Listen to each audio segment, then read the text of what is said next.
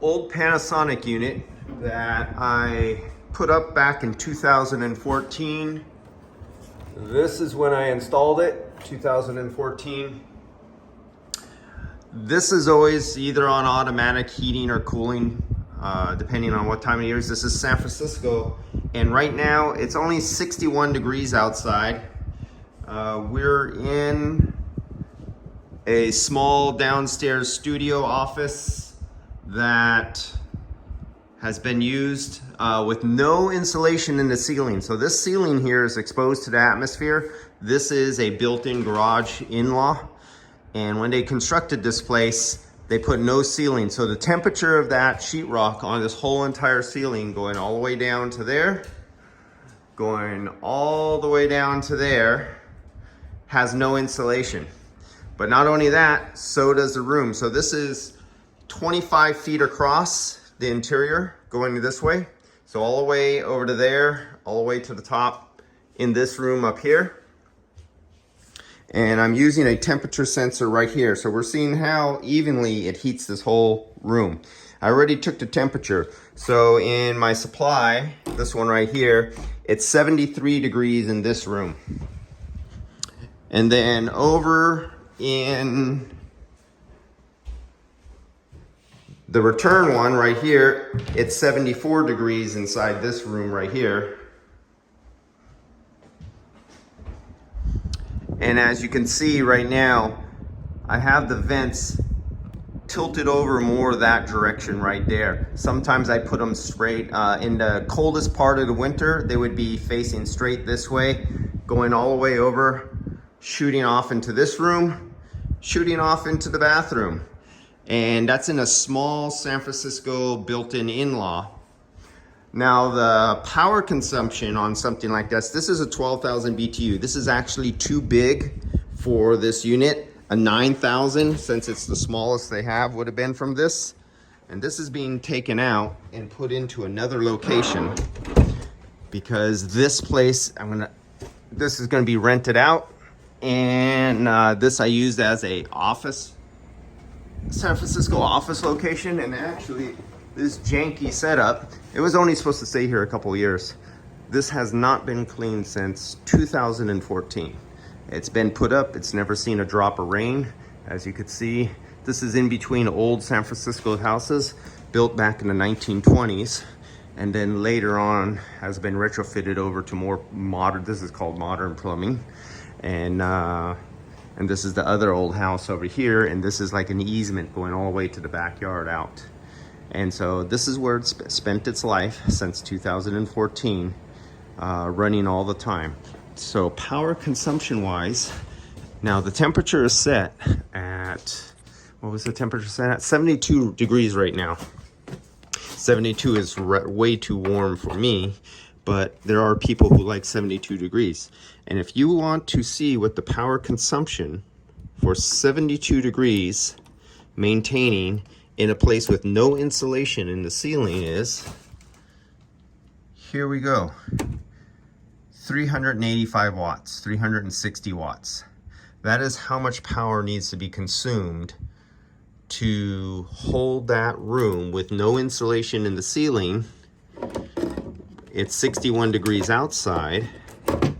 And what I'm going to do is turn the temperature down to a more reasonable temperature of like 68 degrees.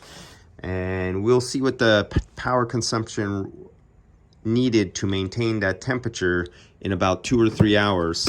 Because I have to let the temperature of the whole building lower because it has to be absorbed, because right now it's at 72 degrees, 73, 74 degrees.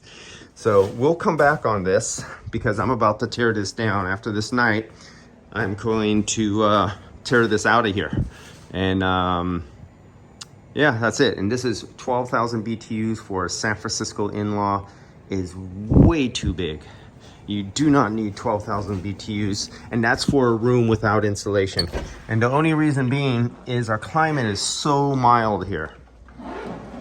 So the next video you will see, I'll let the temperature drop to 68 degrees, and then we'll take a power consumption on this unit and shoot that out. Now, what the difference is between using a heat pump and a standard radiator, you know, I should have had an old radiator here so I could show you.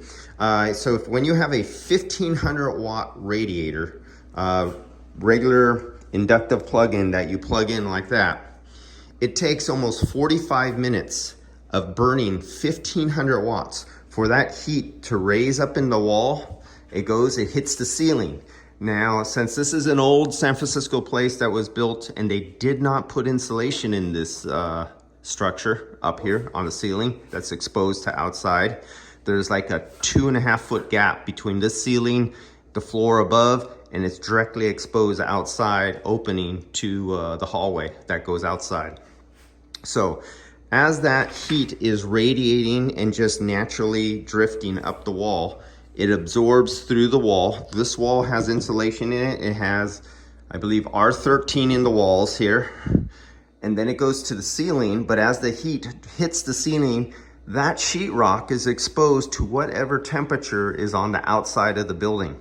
So your heat is being absorbed through the ceiling as the heat tries to drift over to the other side to go into these other rooms. Now, heat floats like smoke to the top of the ceiling, and then the heat builds up and comes down slowly along the ceiling, and then it drifts through a natural drift. Now, this is using a radiator heater, you know, the regular plug-in radiator style.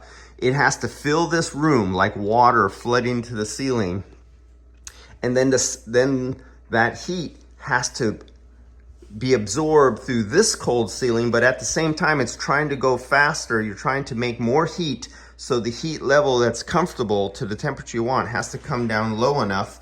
And that's why I put the temperature probe here at waist height, right here, taking the heat as if you were laying in bed or you were sitting down at a chair.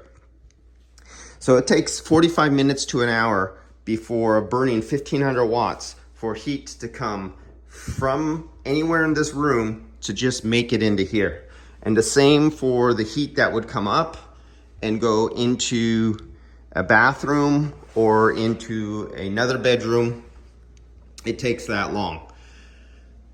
And at the same time, for it to keep the other two rooms at 72 degrees, that 1500 watt heater has to stay at a full 1500 watts 24/7, because it's such a slow radiant heat that it gets absorbed and soaks through this 5H sheetrock that's on the ceiling here.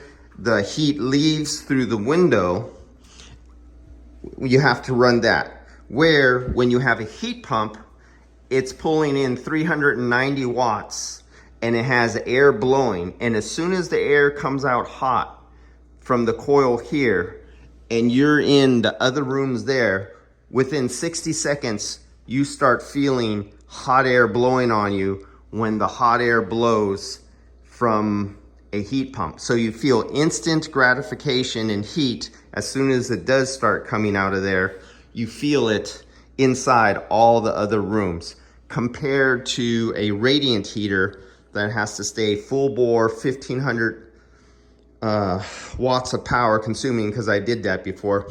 Before I hooked up this, I had a 1500 watt heater in here, and it had to stay on 24/7 to keep this whole apartment. And this whole apartment is 25 feet in width, and it goes 35 feet in length. So you could do the math on the square footage and imagine what your power bill must be like when you have to burn 1500 watts in the cold winter 24/7 just to keep this place at 72 degrees. So I'm now going to turn this down to 68 degrees.